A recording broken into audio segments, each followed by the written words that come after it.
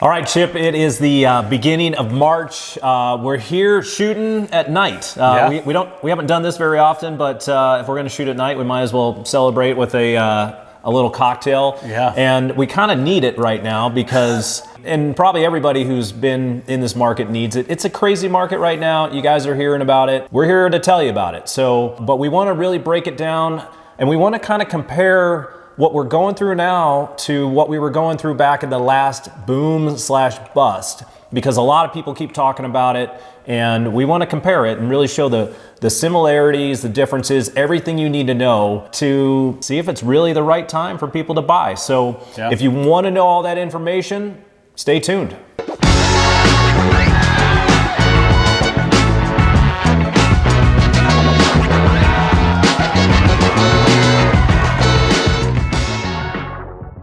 What's up, everybody? It's Greg Corbett with the AZ Lifestyle Group right here in Phoenix, Arizona. I'm right here with my good friend Chip Teetsel with the Arizona Insider channel. If this is your first time to our channel and you're looking to find out everything you need to know about what it's like living in and moving to the Phoenix metro area, make sure to hit that subscribe button and click the bell so you can be notified whenever we post a new video. And we are helping people from all over when it comes to finding the best places and neighborhoods to live here, and we absolutely love it. So if you're even thinking about making a move and you need any assistance whatsoever, give us a call, send us a text, shoot us an email. However you want to get a hold of us, we got your back when it comes to moving to the Phoenix metro.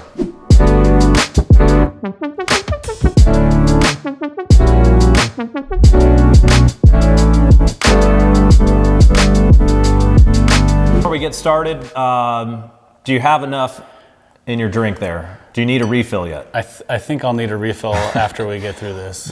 And I will too. I mean, if you don't have one right now, you might want to go grab yourself a drink before you listen to this, because I mean, it's depressing to a certain extent, and it's stressful, but we want to set you up to win. So that's why we're doing this. We're not here to scare you off. We want to set you up to win. And we want to compare, because there are some things that if we really do a real comparison on similarities, differences between, you know, what happened during 2005, 6, 7 versus now, it's a different story. So Chip, I know you weren't in real estate back then, but what do you remember about 2004, 2005, 2006, kind of what was going on in that time?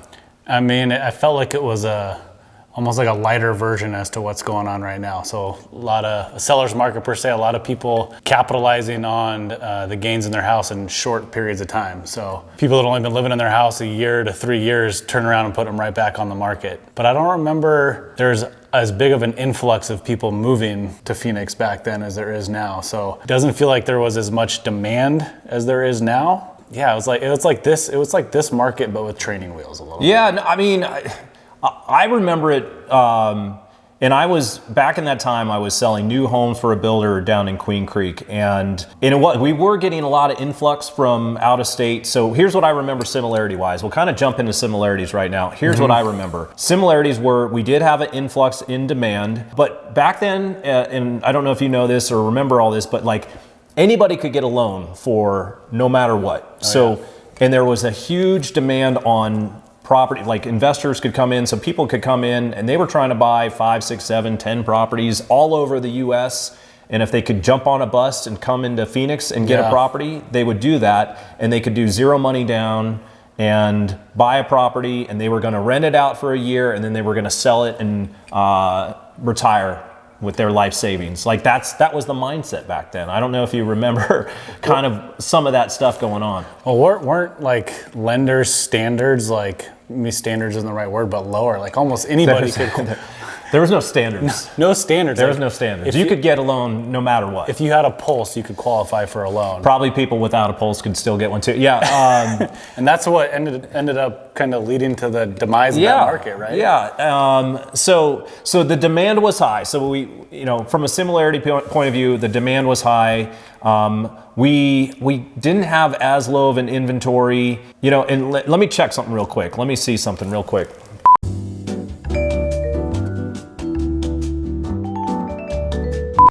One thing about having a cocktail while you're doing this, you have to remind yourself sometimes. But we had a lot of multiple offers. We had multiple offers over list. It was very competitive. So from the point of view right now that we're going through where it is extremely competitive, there are multiple offers just on about every property that you deal with. Yeah. There are people going way over list to try to get stuff done. That might not have been happening as much back then, because people were doing 0% down. If it didn't appraise, they weren't gonna cover that. But just based on like feeling, I think a lot of it feels the same. Yeah, and aren't a lot. I feel like a lot of the buyers now in today's market, more of them are people that are actually buying to live in the house, not as many just straight investors buying up properties. While they're still out there, but it feels like it's more buyers buying houses to live in than, turn around and flip or rent. Yeah, well, so let's go through the differences, because I think the differences are very key here too. One of the things that you just touched on that I think is very different is there aren't the investor buyers out there that we're seeing on an overall basis. Like, we have the iBuyers that are going in there and gobbling up stuff off market. When I'm talking about Zillow and OfferPad, Open Door, all of those iBuyers out there. If you guys aren't familiar with them, and a lot of people probably know them by now, but those are the big companies that basically go into the sellers and they're like, hey, we'll buy your house for you. And then they go in, they buy the house, they take a big chunk of the equity, and then they maybe clean it up a little bit, if that, and they put it back on the market. Yeah, they're flippers. So, but that honestly takes actually a lot of inventory away. The other thing too is that when it comes to people putting money down, like, people are either paying cash or they're paying 20% down, they're paying 30, 40% down. They're covering appraisal contingencies, so if shortening inspection periods, like anything to make that offer more attractive. Yeah, it's just different in a lot of ways in that perspective. The other big factor that is huge right now is mortgage rates, because a lot of the demand right now is because mortgage rates are historically low, and we've been saying that for years, but they truly are at the most historic lows they have been, and that is allowing people to have a little bit more affordability, and that's pushing people to say, hey, we're going to go after it because it's the best time to buy. Yeah. I mean, even mortgage rates compare them to 2 years ago. I mean, they're 2 points lower than they were this time 2 years ago. Yeah. No, I think people forget that a lot of times too. It's giving people a little bit more buying power too. Even with the increased home prices, you can still pay a little extra for that house and have your payment right around the same. Yeah, no, so this is actually kind of a fun point here, because if you look at the median home price from 2018, for anything that was like 1,500 to 2,000 square foot, I think the median home price was right around 260. This was in 2018. Now that same home, 1,500 to 2,000 square foot this year, is at, I think, 337. So it's 77K more over 3 years. So pretty decent price increase. Yeah. But the interest rate back then was probably like 4.375, 4.5 average. Now it's at like 2.75 average. Yeah. So the difference in payment and that 77K difference, nominal, right around $70. So that's why people are still like being like, okay, well, because of these interest rates, it's not much different than it was. So guys, if you're finding this video informative and if you're finding this video valuable, hey, do us a favor. What I'm trying to say is it really helps the channel out. It helps our videos. I mean, this could be a short by itself. It could be a short by itself. Yeah. I mean, the idea, you guys, Greg and I, A, we like working together. B, we love creating these videos. We love living here in Phoenix, and we love showing that to you. So if you even like our videos just a tick, just hit that like button for us. It really helps the channel out and helps us help more people like you. Let's touch base a little bit. Let's cover this a little bit more in detail. What do you think is pushing this increased demand? Because right now, if we look at some of the indexes of what we're seeing, there's like probably the demand is probably 21% higher than it is average right now. What do you think is causing that, or some factors behind that? I think there's a lot of factors causing that demand here in Phoenix. And if you average it out across other parts of the US, I mean, the affordability is still there. The cost of living is still there. You know, with coronavirus kind of forcing / giving everyone the opportunity to work from home. So people aren't forced to go into an office in the Midwest or up in California, wherever they're coming from. They can come out here and work remotely. And our job market's pretty good. I know in 2019 there was 70,000 plus new jobs here in Arizona, so good work opportunity. Back to what you were saying before, just the interest rates being lower, so people have buying power right now too. So there's a mix of it, the weather, and then I think we're always talking about this market. It's just, if you're shopping for a house, there's going to be urgency there no matter what. You're gonna feel the urgency. I think us as agents feel that urgency, so that is adding to it as well. Yeah, I think if you take all those reasons and if you kind of highlight COVID for sure, because COVID really was took what we thought was going to be a poison pill to the market. I mean, we all thought last year around this time when we were all going to go through this, that it was like, here comes COVID, the market's going to shut down, nobody's going to do anything. Yeah. And then all of a sudden, May, things open back up, and then opposite happened. It was the exact opposite. And then everybody was like, hey, if we're going to be stuck in our homes, then we probably need a better home.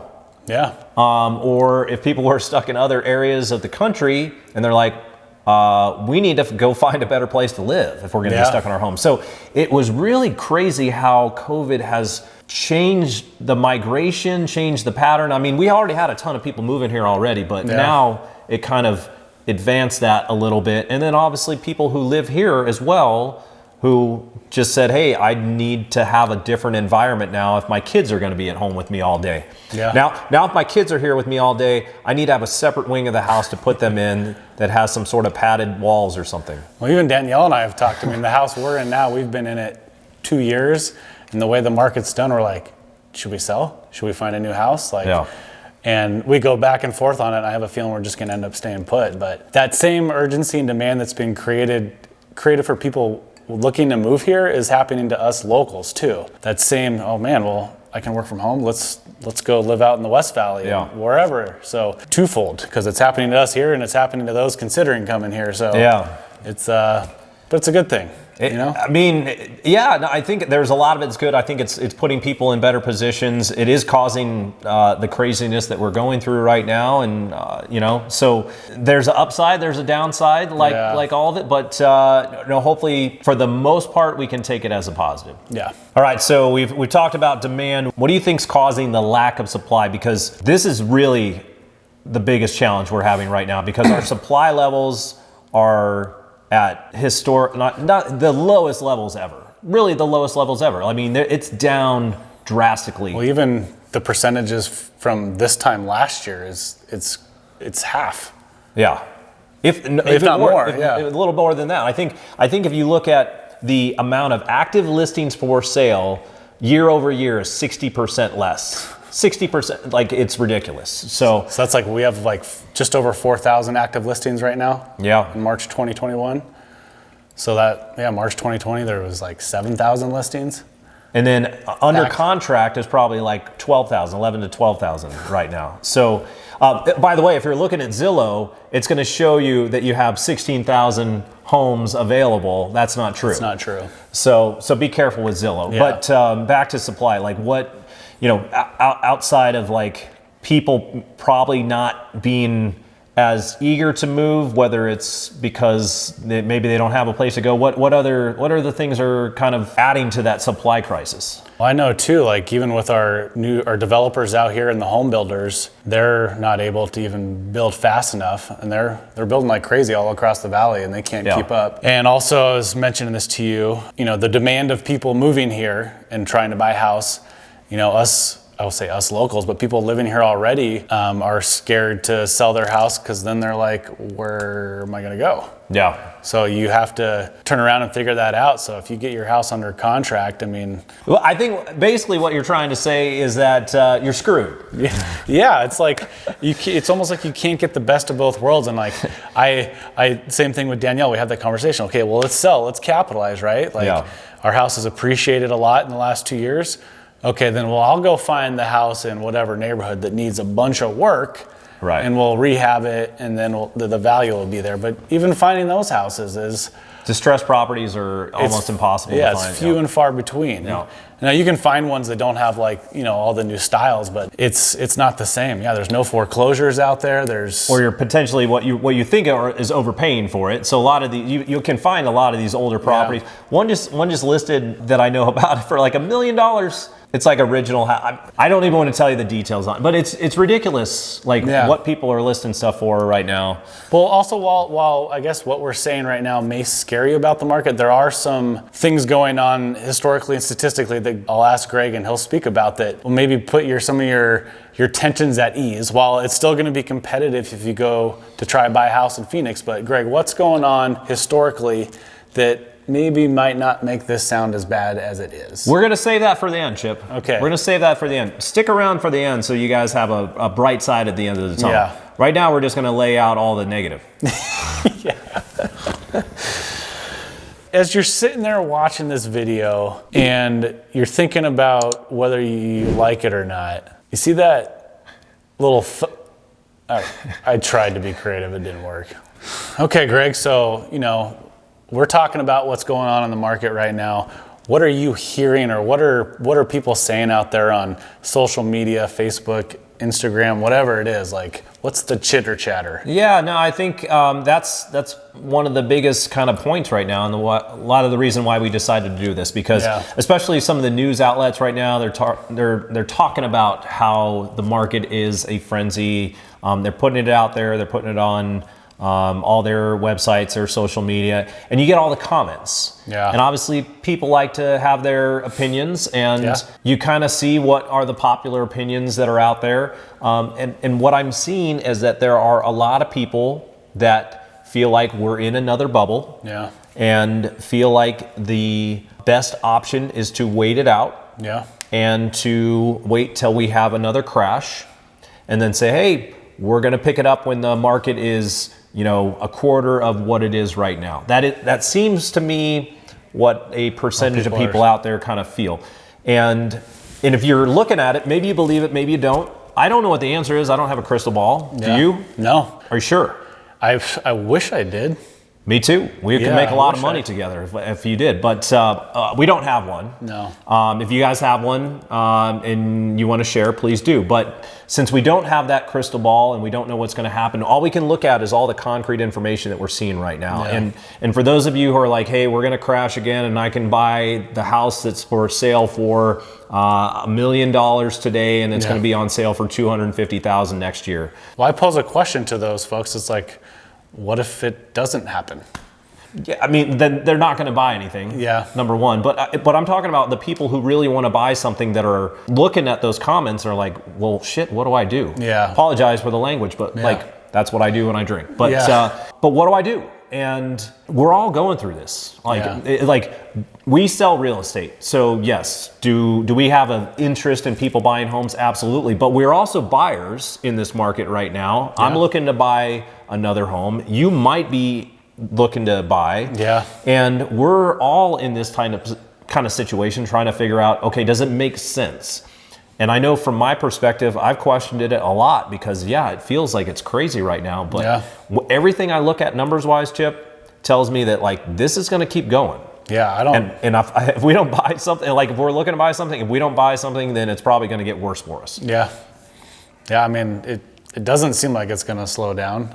Well, the numbers don't support it. The numbers don't support it. If you look at everything that's going on right now with like how many people are moving here, the supply, the demand, like what people are putting into, like I've looked at the forbearance numbers. So for everybody who's like, hey, there's a lot of people in forbearance and they're going to go into foreclosure soon, that's a pretty small number. So I would hesitate to put all your eggs in that basket to feel like, hey, there's going to be a bunch of people that are out on the street tomorrow because they're in forbearance. Well, and what we were talking about earlier about anybody that had a breath or didn't have a breath qualifying for mortgages, they got that all straightened out. So that's that's not a factor, and that was a huge factor as to what caused that crash. So they've buttoned up, if you will. Yeah, people who are buying right now are putting a significant portion amount down. If you're lucky, you can still put 5% down. Don't get me wrong. There's still options that if we play our cards right, you can probably get in, do 5% down. You're probably not going to get away with doing 0 down or 3% down. Yeah. You're going to have a really tough time in that market right now based on how many people are out there. It's just, it's going to be hard. But so you have to have the perfect blend of urgency and patience. Yeah. So the part that is challenging for a lot of people is that a lot of people are priced out of the market. Yeah. A lot of people are. It's a tough time for people who don't have a lot saved up right now, looking for a home buying opportunity. And trust me, I feel for you. I think you do the same. But from a perspective of being in a situation where the market's going to tank anytime soon, it's not happening. No. I mean, and what would you tell someone that's like, I want to move to Phoenix, like what do I have to, I guess, almost like mentally prepare for? Like if I'm going to be, I found property A, I want to buy it, it's listed at 500, like what do I need to be prepared for? Depends on the house, but more than likely if it's in a neighborhood that's popular and it's a turnkey house that's clean, doesn't have to be the perfect. If the perfect house is going to go for 550 to 600. Yeah. A good house is going to go for 525 that's listed for 500. And if it's maybe overpriced on the beginning and not so nice a house, then maybe you're going to pick it up for 500. Or if they really messed up when they listed it, then maybe you can still get it a little bit less. I'm trying to allude to or should I even ask about multiple offers? You know what I mean? It's like, hey, so we're talking about if a house is okay, it's in a desirable neighborhood, it's listed at 500, but 525 is going to get the job done. What about that why did it take 525? Was there 2 or 3, 4 other offers that you had to go 525 and waive an appraisal? What? So I'll give you an example. Yeah. And this is one of my Chandler buyers who I was able to help. And I'm hearing about this a lot. So this is happening all over the place. So let's just take an example on your 500K. Okay. If you have a 500K house and it's in a neighborhood that people want to be in, and you've got multiple offers, you're probably going to have, I'd say, in the range of 40 offers potentially on the house, 40 to 50 offers in the right neighborhood. Of those 40 to 50 offers, you're probably going to have, I'd say, at least 10 to 15 of them that are over list. Yeah. And then you're competing. So then you start getting into the competition with the people who are really in it to win it. And then you get into the details on, hey, did you waive your appraisal contingency? Are you lowering your inspection period? Are you doing all the things that the seller wanted as far as terms go? Are you okay with them taking a few items from the house, that type of thing? The seller's always going to have a few terms that are important to them that they're going to throw into it. A lot of people might want post-possession right now. Yeah. So if you are trying to present the best offer possible for the seller to be like, that's a win for me, that makes you a winner. But how you got to that 25K over, 50K over, it's because of the number of multiple offers and the number of people that went over list, which a lot of people are doing to try to win right now. And are there a lot of cash buyers in the mix? Let's say, the same house is listed for 500, you got a 525 offer that's, conventional financing, but you got the 515 cash. What do you think sellers are leaning towards? Depends on the sell. If it's a 10K difference, you probably might do cash. It depends on if the conventional buyer, how much they're putting down, if they waive their appraisal, if they lower their inspection, and the other terms.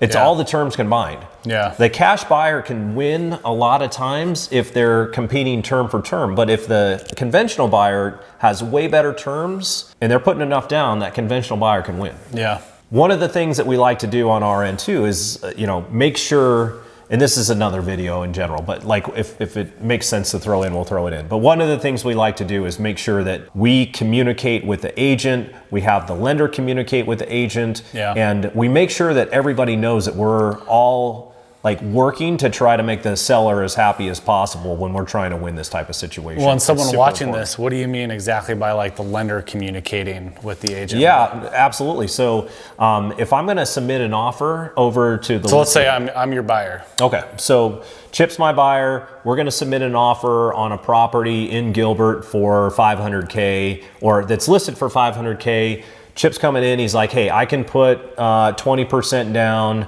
I can waive my appraisal contingency. I really love this house. This is what I want to do. Yeah. But he's up against a cash buyer. So his lender, which our preferred lender is Rudy Lopez. Yep. But we're going to have Rudy give that agent a call, and Rudy's going to go talk to the agent and say, hey, look, Chip is very well qualified.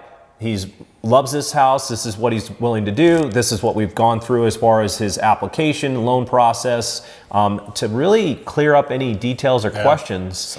And we've had a lot of situations where sometimes with all the offers that get submitted, some of them get mixed up. Yeah. So it's really important to have somebody out there calling on your behalf.